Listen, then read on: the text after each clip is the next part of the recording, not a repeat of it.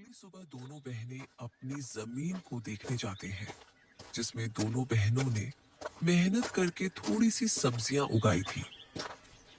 दीदी, अच्छा हुआ कि माँ बाबूजी के जाने के बाद हमने यह जमीन बेचा नहीं।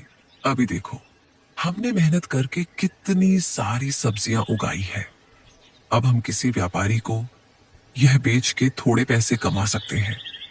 हाँ, तू ठीक बोल रही है। इसे बेच के कुछ दिन का तो गुजारा हो जाएगा, लेकिन लेकिन क्या दीदी, इसे बेच के हम कुछ दिन ही गुजारा कर पाएंगे। उसके बाद क्या? अरे आप मायूस मत हो दीदी, मुझे सिलाई बुनाई का काम आता है। मैं वो करके घर खर्चे निकालूंगी। आप बस घर संभालना। कोई जरूरत नहीं तुझे ये सब करने की। तू क्या मुझे बेकार समझती है? तू घर पर ही रहना। मैं लोगों के घर काम करने जाऊंगी, और मुझे बांस की सीटें बनाना भी आती है, जो बाबूजी ने सिखाया था। ये करके मैं घर का गुजारा निकाल लूंगी। यह सब बात करके दोनों कुछ समय अपने खेत में व्यतीत करने के बाद घर आते हैं और अपने अपने काम में लग जाते हैं।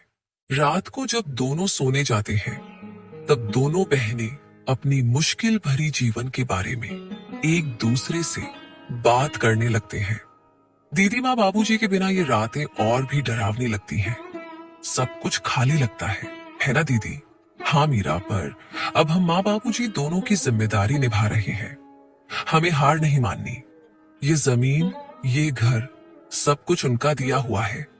हमें इसे बचाना है किसी भी कीमत पर। यही सब तो माँ बाबूजी की यादें हैं। ज्योति बहुत ही हिम्मती थी।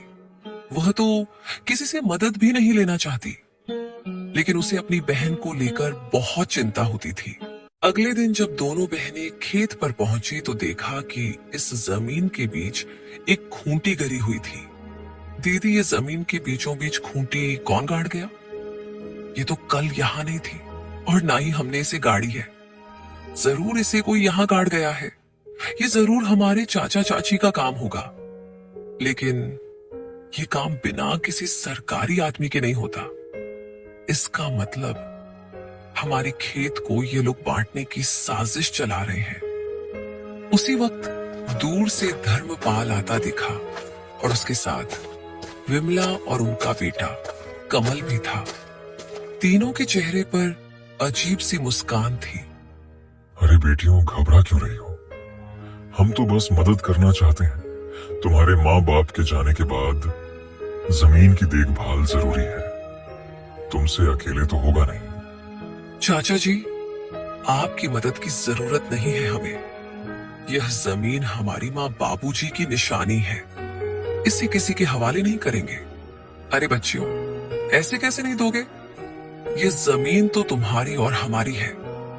कमल के दादाजी ने अपने दोनों बेटों को बराबर हिस्सा करके दिया था, लेकिन शायद तुम्हारे पिता अपने आखिरी दिनों में तुमसे यह बात बोलना भूल गए।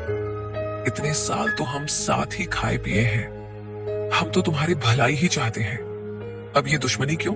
दुश्मनी तब शुरू हुई चाची, जब आपने हमें अकेले समझकर हमारी जमीन पर नजर डाली। और चाची, दुश्मनी तो आप लोग हम दोनों से निकाल रही हो। अरे मीरा, इतनी गरज क्यों रही हो? छोटी हो छोटी बनकर रहो। ऐसे बड़ों के बीच मत बोल, समझी? अरे जाओ, कैसे बड़े लोग जिनकी सोच छोटी होती है, वे उम्र में बड़े होकर भी सम्मान के हकदार नहीं होते।